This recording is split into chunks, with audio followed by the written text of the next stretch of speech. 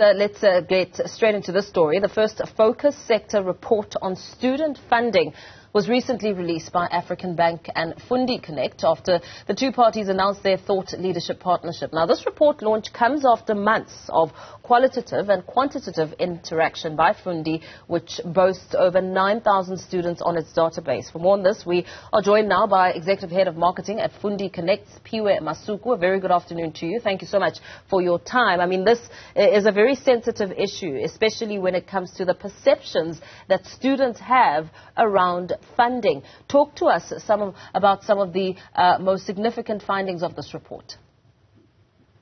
Good afternoon to you, Paul, and your viewers at home. Thank you so much. So one of the findings that we found out from the research that we've conducted is that, students don't have access to information.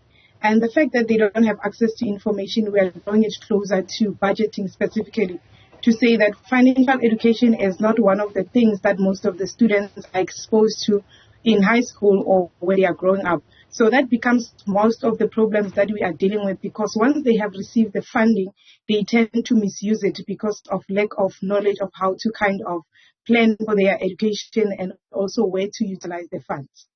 With a lack of financial literacy, so to speak, what is the reality on the ground when it comes to day-to-day management of money? Reality is that at Fundi we have a system that kind of makes sure that every pocket that the student has that is actually provided to them by either the institution or the corporate that we deal with is actually used for what it's intended for. But the reality of the matter is students are very smart.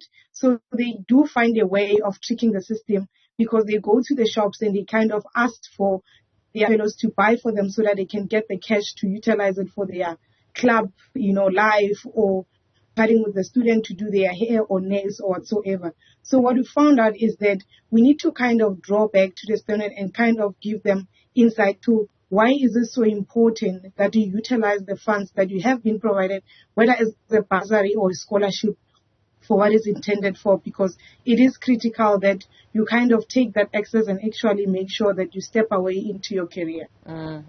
What is the most common issue that students are facing when it comes to funding? Because, of course, the perception in itself is quite telling when students believe that they will not get access to funding after they complete their matric. So the most challenging thing is basically going back to access. If you can't register, then it becomes a challenge for you to actually see yourself in the door in that institution. Second to that, once you have registered, for students that are coming from very rural areas, the reality is that you need accommodation for you to be able to be closer to the campus and for you to be able to go to your classes as and when you're required to.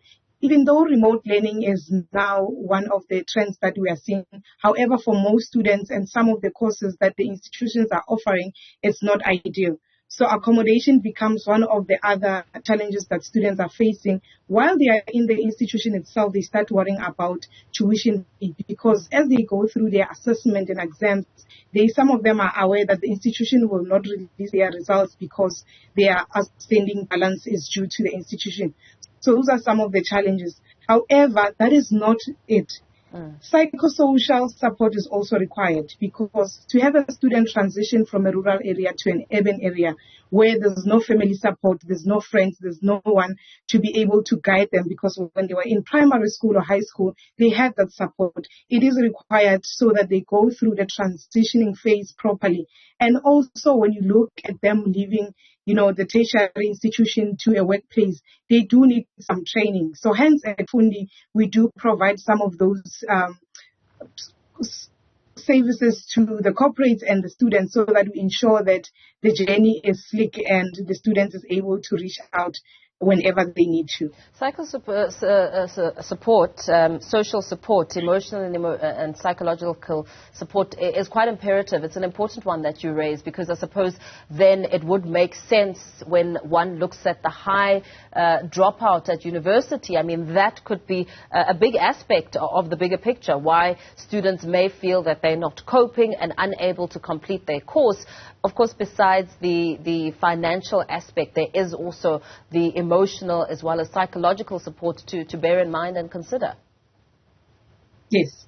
And to draw back to funding again, the psychosocial support itself requires funding because you have to be able to afford to go see a psychologist or to see someone for counseling, or you need to at least have someone who's going to provide tutoring services for you. And all these elements that you need as a student actually require funding. And the most focus that we've seen in the funding space is that the focus is a lot on tuition fee. The focus is more on accommodation now that there's a shift and there's an understanding of the priorities that the students require in terms of them to enable themselves. As you conducted the survey, I mean, what were some of the groups that you were looking at, the age groups and the demographics that resulted in the outcome? So the geographics that we looked at was between 18 to 30, because those are some of the students that we have in our database. We do have a database of about 9,000 students that we reached out to, and about over 100 of them came back and said they wanted to be the voice of the student, because for us to be able to tailor any solution for them, we need to hear it from the horse's mouth. So from that over 1,000 students that came through, we had about 60 of them that actually volunteered to be in the focus group so that we can get a depth insight of what does it mean when they say they spend a portion of their studies into vacations. Does that mean they have enough money to go to Dubai? Does that mean they have enough money to go on a weekend away? So we did that focus group so that we can understand. And also with our partnerships with African Bank also, they wanted to understand in terms of their transactions on the side to say, if students are spending their money on this, is this a pattern? Is this a once-off? How do we then, in the education spaces, as providing funding, make sure that the funds that they come through to us and ask for, it's paid into the right hands and it's also utilized for the right purposes? So that was the focus group that we've done and the age group we focused on. Before we let you go, very lastly, I mean, everything that you're sort of speaking to here always draws down to financial literacy and its importance. What are the components of a solid financial education for young people who are starting out?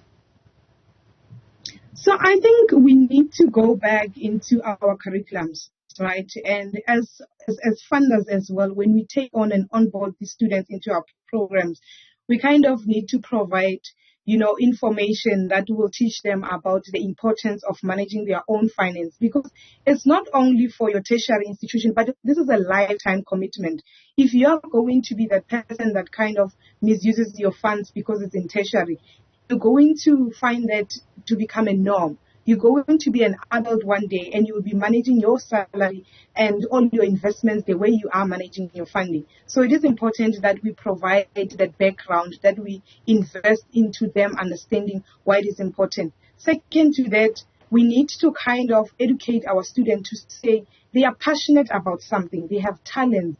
These talents, they need to utilize them as in the entrepreneurial area so that they can generate somewhat income. It doesn't need to be millions. It doesn't have to be thousands. But that 500 rand that you generate because you are hosting a live session somewhere, that money that you are getting from that is actually adding into your finances, and that will do good for you in the future. So it's not only about corporates and loans and funding companies coming to rescue you, but you also can do something in your own space with the talent that you have to actually, invest in your own education. Yeah, absolutely, especially considering how highly indebted South Africans are. But thank you so much for your time.